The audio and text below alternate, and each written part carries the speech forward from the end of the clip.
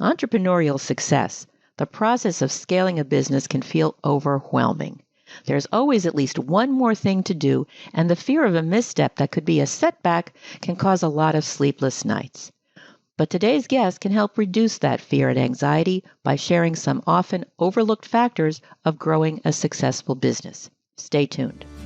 This is Business Confidential Now with Hannah Hasl-Kelchner, helping you see business issues hiding in plain view that matter to your bottom line. Welcome to Business Confidential Now, the podcast for smart executives, managers, and entrepreneurs looking to improve business performance and their bottom line. I'm your host, Hannah Hasl-Kelchner, and I have a fascinating guest for you today. She's Jessica Yarbrough. Jessica is a business strategist and a growth expert who helps entrepreneurs build scalable, sustainable, and wildly profitable businesses.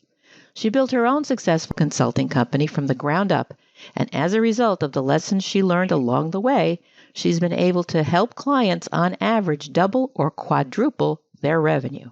That's a great track record, and I'm really excited to learn more about how she accomplishes that and what the most overlooked aspects of scaling a business are. So let's bring her on now. Welcome to Business Confidential Now, Jessica. Thank you for having me on your show. Great to have you. Achieving entrepreneurial success and profitably scaling a business, not just scaling, but profitably, can really be challenging. In your experience, what are some of the hidden landmines in this process? That's a great question. Not having the right pricing strategy, which determines the amount of cash flow you have into the business, and that can really hold you back. So it's really important to look at, as a business owner, what your end goal is in terms of what you want your life to look like, and design your business around that, and then make sure that your pricing model is congruent with achieving that. Because otherwise, you're going to be on a cycle of constantly needing a volume of clients, more and more clients, in order to hit your income goals. And that will max out your time and lead to a whole other host of other things that can hold you back from growing. Well, that makes a lot of sense. But I have a feeling there's some folks out there going, yeah, but can I really charge that much? How do you find that sweet spot? Because there is competition out there. And especially when somebody's in a little bit of a startup mode, they don't have the reputation to build on to say, oh, yeah, I'm worth, X dollars, keep adding those zeros. How do they go about doing that? Well, absolutely, you're right. You need to have credibility and some client results. So you may not come out the gate charging a lot of money, but what happens is people start not charging enough, and then they stay there for 3, 5, 10 years. Or they'll gradually raise their prices. And so I recommend, especially if you're a service provider and you want to make more money, that you go after a market that has more money, right? Because obviously, if you're selling to people that don't have a large disposable income, that's going to limit how much they can pay you. Same thing with organizations. Why not target organizations? A lot of people think that in order to sell large packages to companies, that you have to go after these global, multi-billion-dollar organizations. And that's simply not true. In fact, one of the most underserved markets is small businesses in the United States, and you can sell 6-figure packages to anywhere from a manufacturing company to a startup, tech company to healthcare company, and it can be small. And then you can go after larger clients. Just know that the sales cycle is larger as well. Okay, fair enough. When it comes to scaling and getting that kind of growth that you say you have with clients, doubling and even quadrupling their revenue, I'm hoping that's also at the same time scaling the profit in that way. But what do you think usually gets overlooked? Undercharging is one thing. Well, we do scale their revenue and their profit. However, one just quick thing to say is that as you grow the business, you do need to take a portion of that and reinvest it back. And we usually do that in the form of a team to build out their systems. But we aren't growing them through like some models where you're spending, tons of money on ads, for example. You can grow your business and reach a sustainable level without having to do that and then use ads later to grow, because most people quite frankly aren't ready for ads. But, again, one of the most overlooked aspects is not only your pricing model, but a lack of systems. Because let's say I were to hand you 20 really high-end clients right now, do you have the capacity to serve them? And most people, that answer is no. They don't have the right systems in place, whether it's client onboarding and management, taking on 20 new clients might break their business at that level. So they don't have capacity. So a lack of systems is another key problem. And then the third one would be that oftentimes business owner is still doing too many things. They're stuck in the weeds of the business and they've capped their income. And so until you have team members in place that you can delegate more to, that you trust, it's going to keep you stuck. You can only do so much. There's only so many hours of the day. And I know so many business owners that are making really good money, but they're completely capped and they're stressed out and they can't grow. Capped and stressed out. Well, that doesn't sound like too much fun. But before we talk about the business owners, I'd like to come back to the systems aspect of what you talked about. Are there any particular types of systems that seem to be the biggest bugaboos here? Well, I would say a huge one is marketing systems for lead flow. A lot of people don't have that piece dialed in, but then some people, that's all they have and that's all they focus on. You also have sales systems, client management systems, operation systems, how you project manage within the business, how you communicate with your team. There's a lot of back-end infrastructure. Like when you look at a business, we only see the external. We see the pretty website, right? We see their social media, but what about all the back-end infrastructure that you really need to build into a business to ensure that, all your I's are dotted, your T's are crossed, that no stone gets left unturned. That way, when you get a client, you have a happy client, you keep that client, they get the results they're seeking, and you can grow your business. Same thing with your team. If you don't have the right communications and operations systems in place, your people probably aren't going to stay because they're going to get really frustrated. If you don't have clear expectations and you're frustrated because they're not, meeting those expectations and they're frustrated at you because you didn't communicate it in the first place, it creates a whole host of problems. And the people dynamic is one of the more challenging things to unlock for a business owner. Definitely. Now, when we're talking about the business owner and being able to let go and establish these systems, what do you find is the hardest thing for that startup business owner? I would say it's the strategy, because we are bombarded by ads saying, we're one funnel away, use this thing. Or no, wait a minute, here, just plug this AI into your business. This is what you need. So the business owner is bombarded with all of these ads of all these different tools, 20 different softwares that you could use in your business. It's really overwhelming and everything is the next shiny golden object thing. What you really need is to understand strategy and what it makes most sense for your business holistically, and understand how all of those things are going to work together before you invest in building out the systems.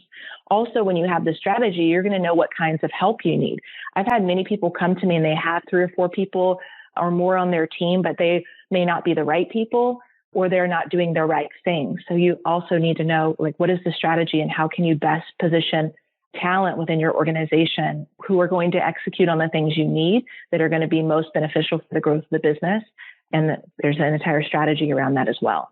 It sounds like there's a lot of moving parts here. And especially when you're talking about scaling, there's always the next hill to climb, the next mountain to climb. Yes. So when somebody's in a startup mode and they're getting into that phase where, they have a proven product or service that's getting some traction in the marketplace, at what stage do they need to start thinking about scaling and all of these different systems that you talked about? Because, it's one thing to say, yes, that makes perfect sense, Jessica, you are so right.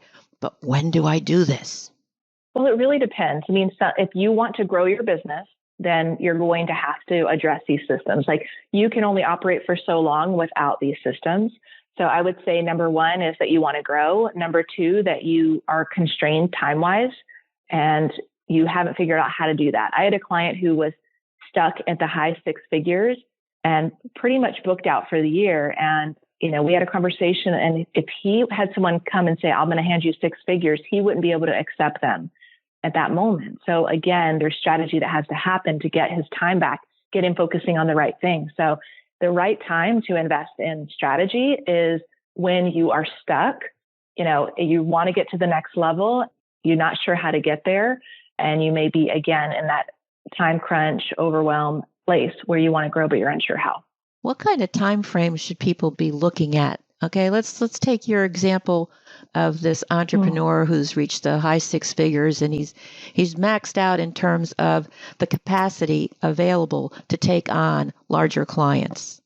How What's long the would timeline? the timeline for them to be able to reach the next level to then take on the clients? Because I understand it's not going to be overnight. It's one thing to say, yeah, I want to grow, but I'm at point A. I want to get to point B. And is it a leap? How many baby steps? Can you give me sort of an idea of what to expect? Because I can imagine some people get pretty frustrated if they're tapped out and they're getting burned out and they just don't have any more bandwidth. Like, okay, how much longer do I have to hang on in order to put this stuff in place and get some relief and take the business to the next level? It's a great question. And you know what? It's very much, I have a lot of business owners come to me in this situation. It's a chicken versus the egg. It's like, I want to grow, right? But I don't have the time. You're going to have to make the time. That is the reality. And for him, we reduced his workload by 50%. And so he had the time, and we were able to do that over the course of probably 3 to 4 months from the time we initiated the strategy, because he still had commitments. You know, it's not going to happen overnight, but that did allow him to then be able to take on another 6-figure client, like in month 4, I think, of working together, or month 5, which he was not able to do when we first started. So again, looking at your model, what your services are, what your time is with your delivery. I've had many clients. I had a client who was stuck at $300,000 for 10 years. And a big part of that was, yes, she was undercharging, but 2, she was in the weeds with delivery. So some of the corporate coaches and consultants, entrepreneurs, they get really stuck with having a handful of clients that suck up all their time. And so again, you can change your delivery model. For her, again, we got her time back. We more than tripled her growth, taking her to 7 figures in a year. But she had to get her time back, and she had to get her pricing right. And then once she got her time back, pricing in the right level for the services she provided, she could then use that cash flow to hire team members to help her with the build out of the infrastructure and to offload some of the delivery. So she wasn't basically working for a client full time, which is not what you want if you want to grow a business. If you have a golden goose client, which is what I call them, that's paying you $300,000 or $400,000 a year, but you work for them full time, you're not able to scale. We have to change the way that you're doing things. And you actually can, if you build the business right and you have the right team, make a lot more and reclaim your time. Well, that makes a lot of sense, Jessica. I'm just wondering how you advise your clients on the emotional side of all of this, because what you're talking about is perfectly logical and makes great sense. But especially for a founder who says, this is my baby, they know they got to let go, but it's still, their head versus their heart. How do you coach them through that? It is a journey. I would say the first thing is the pricing that I would coach them around, because that is a huge point. People have a lot of fear around that. And I have a lot of clients who are former C-suite executives, and they still have trepidation. But every time they sell a bigger package, they literally, what they say is, I wish I would have done this sooner, right? Because no one's going to volunteer to pay you more money.